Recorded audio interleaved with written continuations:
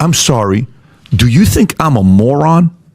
Do you think I don't have a mind for I can't make... What the hell is America all about? You just said I'm a moron. That's what you just said to half of America. Hey, America, you're a moron. You can't think for yourself. That's why you need me, because I went to this elitist university called whatever. If you believe in progress, accountability, and inclusion, hit subscribe. Here's what this moment really shows.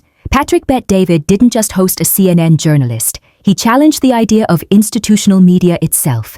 The exchange casts him as the voice of public skepticism and the journalist as a symbol of corporate narratives. Democracy meets friction here. Skepticism is healthy, but when it becomes blanket distrust, scrutiny risks turning into suspicion without evidence. Psychologically, it works because many viewers feel talked down to rather than engaged. That frustration is real, but frustration alone isn't truth. The contradiction is clear. Challenging media matters only if it's grounded in facts, not resentment. Democracy runs on accountability and evidence, not who sounds boldest. Is my enemy. But what I'm saying to you is I respect the fact that he doesn't like you because we wanted to know what happened. So there's a part of the accountability part that there's a lot of people that are saying, I just want to get to the bottom of it and see who was behind it. Well, and this is the thing, the COVID thing, interests me for a specific reason. I mean, there is a active scientific debate about the ultimate source of COVID. Did it come from a lab? Did it come from an animal? An animal. And 100%. I'm just a guy who went to law school. I know fuck all about epidemiology. How could you possibly ask someone like me what the source of COVID was? Oh, that's not what I'm asking. No, but in general. But I'm saying, but what I'm saying is, we rely on Vinny. We should ask Vinny about the source of COVID. But shut up, that is a question that should be addressed in good faith by people who have some idea about how to determine that. I don't know the source of COVID. Yeah, but Jeff, that's that to me. But these questions that become politicized, it seems ridiculous to me to have political debates about something that is a scientific question that people should address. And I'm agreeing that there should be investigations of all that stuff. By the way, Brett Baird, hey there. Did you see the interview with Trump? Yes, I saw excerpts. Did you see? Did you think he did a good job? No. Oh, you mean Brett Baird? Yeah. Oh, I thought Brett Baird did a very good job. I agree. I think Brett Baird did a great job. And you know how he said, this person got fired. That person got fired. This person got fired. Why do you not have a good, hire? So he asked a tough question. And then, hey, why is it that you're keeping on to it? They were trying to get it from you. Well, I wanted to first make sure. Okay, so guess what? People want to know. Great. But people want to also know with the Corvette back and with the notes, what you had there is with Biden. People want to know as well. People want to know. And there is an investigation going on Biden. All I'm saying to you is people want to know. We want to know what's behind the truth. The comment about the fact that I'm not an I'm not the expert, I'm not this, I'm not that, I'm totally get it.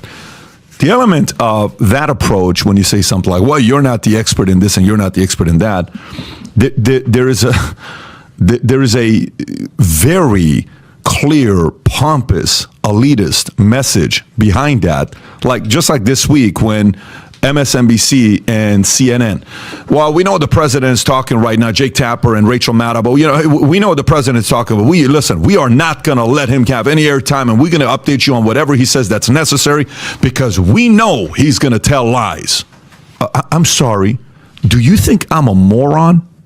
Do you think I don't have a mind for I can't make... What the hell is America all about?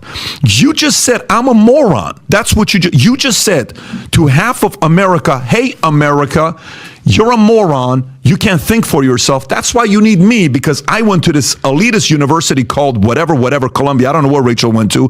And I know what's best for you. Guess what? I don't like that. That's why I left Iran. There's a reason why we don't live in Iran for 10 years. 10 years old when I lived in Iran, we went to Germany at a refugee camp for 2 years. Then we came to America because I want me to make the stupid decision on who I vote for, not you. Let me make the stupid decision of voting for Biden or Trump. There's a part of that where when we say, I'm not the expert, you're not this, well, no, you're a smart guy. That's why you're here. You're not a regular schlep off the street that doesn't know what you... Listen closely, because this is the central move Patrick Bet-David makes in his exchange with the CNN journalist, and it explains why the moment resonates. Patrick Bet-David frames the issue as a battle against elitism. He argues that in today's world, people without elite credentials still have access to massive amounts of information, and therefore, they shouldn't be told they're unqualified to form opinions. On the surface, that sounds deeply democratic. And in part, it is. No citizen should ever be discouraged from questioning power or asking how decisions are made. But here's where the logic quietly shifts. Access to information is not the same as the ability to test it, contextualize it, or separate signal from noise. When the CNN journalist says, "I'm not an expert," that's not an attempt to silence anyone. It's an acknowledgement of limits, and limits matter in a functioning democracy. This is where democracy meets distortion. Bet David treats restraint as submission and expertise as exclusion. The conversation stops being about evidence and turns into a referendum on who gets to speak at all. That move feels empowering, but it also lowers the bar for what counts as truth. Psychologically, this works because Patrick Bet David is tapping into a real and justified frustration. Many people feel dismissed by institutions that speak about them instead of with them, but frustration isn't proof, and grievance isn't validation. Here's the contradiction that keeps getting glossed over. Some figures weren't challenged or sidelined because they dared to question authority. They were challenged because their claims didn't survive scrutiny. Losing credibility after making unsupported claims isn't censorship, it's accountability doing its job. Because democracy doesn't collapse when experts exist.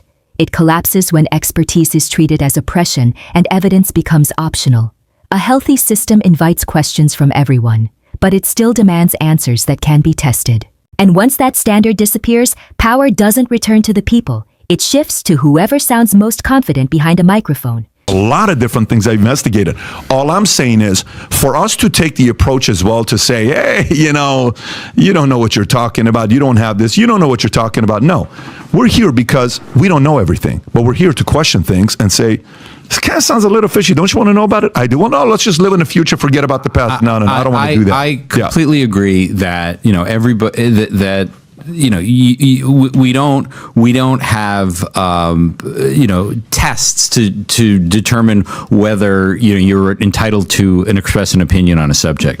Well, the only point I was making was there are certain scientific questions, like the source of COVID, that it really does require some considerable expertise in the subject in order to have a reasonable opinion about it. That's the only point I was making, and I'm not saying that what is more than legitimate is you or Vinny or anybody saying we need an investigation of the source of COVID. That everybody that's a perfectly legit, right? But the ultimate question of what the source of COVID is, I want to rely on people who know something. And who's leading that investigation? Yeah, exactly. Who is? I don't know. That's my fucking point.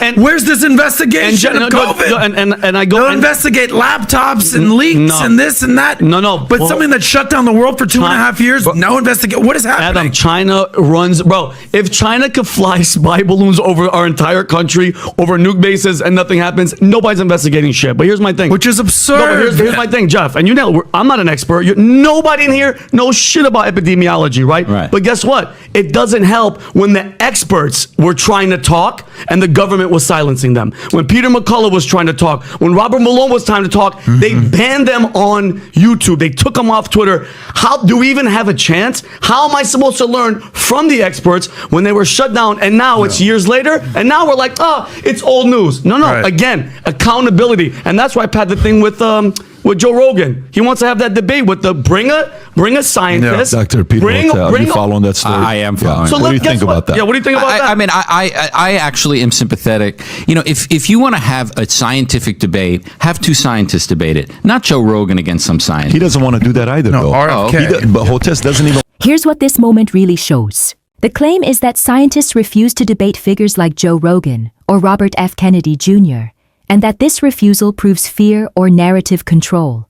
On the surface, it sounds like a defense of open discourse. But listen closely. This isn't about debate. It's about reframing credibility as cowardice. Scientists avoid certain platforms not out of fear, but because expertise isn't validated by audience size or spectacle. Democracy relies on discussion and standards, not theatrics. Patrick Bet David confronting a CNN journalist live on the PBD podcast is framed as truth versus power. But structurally, it's media versus media, a contest over who the public trusts. Certainty without evidence may feel satisfying, but it doesn't strengthen democratic accountability. The contradiction is clear. If every refusal to debate informally is treated as corruption, expertise itself becomes suspect. Democracy thrives not on performance, but on responsible scrutiny, good faith challenges, and evidence-led truth. And that's the line this exchange draws, between engagement and performance, between accountability and applause.